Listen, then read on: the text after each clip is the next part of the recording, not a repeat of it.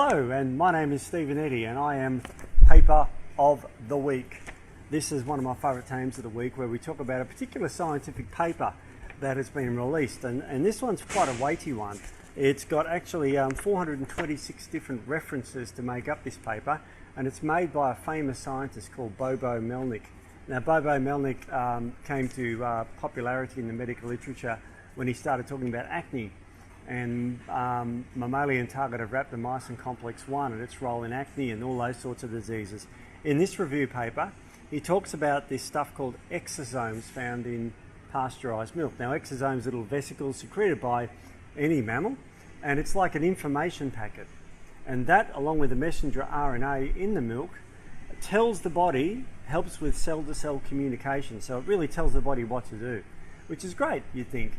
However, what we know from milk is it also contains hormones because it comes from a lactating cow. Lots of estrogen and even some testosterone. So a lot of people don't realise that when they're drinking milk, whether it's pasteurised or raw, it's got hormones in it. It's also high in another agent called insulin-like growth factor 1. And insulin-like growth factor 1 is a growth factor that is associated with breast and prostatic cancer, which is one of the mechanisms by which cow's milk causes prostatic cancer. Of course, we also know cow's milk is not really for humans because it causes us a lot of gastric upset, and we can be lactose intolerant to it, or we can have simple allergies to milk and dairy. So there are a lot of problems with cow's milk. Now, this is another problem with cow's milk. So this is a separate problem with cow's milk. And what Bobo goes on to say in this paper is he talks about these exosomes and the mechanisms by which they cause certain cancers and certain diseases, and also the messenger RNA in there. So there are lots of things in this paper that talk about problems. On this page, page 7 of 33, it's a graph that shows basically how cow's milk causes adipogenesis. Now, adipogenesis is the growth of new fat cells. Now, I don't want that, and you probably don't want that either. So it's a terrible mechanism by which cows work to drive those sort of things.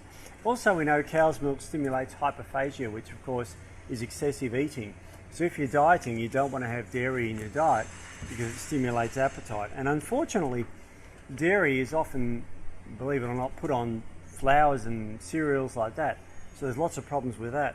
There are a lot of the mechanisms with milk exosomes causing type 2 diabetes. So there is a strong link with giving infants cow's milk, which causes type 1 diabetes, and now we know cow's milk has a mechanism to cause type 2 diabetes. So there is certainly a lot of problems with cow's milk. There is also now evidence to show that these exosomes in cow's milk, in normal stuff off the shelf from Woolies and Coles, etc., Aldi, anywhere, the milk bar, that can cause atherogenesis, in other words, the growth of the plaque inside the arteries. So that's the biggest killer in Australia, so we don't want that either. There's another paper here showing that, believe it or not, cow's milk has now been found to cause osteoporosis. Now, a lot of people still, and I'm not saying our listeners at ATP, but a lot of, even some health professionals, probably not many now, still recommend cow's milk for the prevention of osteoporosis, which is terrible because it actually causes osteoporosis. So it's very, very problematic. There is also now a new mechanism where cow's milk has been linked to Parkinson's disease. That's a disease which usually happens in the elderly where they get the shakes like that sort of thing. So it's a very, very common neurological disorder where the substantia nigra, a part of the brain that decays over time. We get a low amount of dopamine.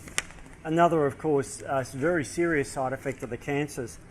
This is a mechanism by which the exosomes cause prostate cancer, and is another one where it causes breast cancer. So man or woman, cow's milk you should really avoid. And this is on top of the cancer-causing effects of the hormones in the milk, of course. This is another mechanism. We also know that it leads to liver cancers as well.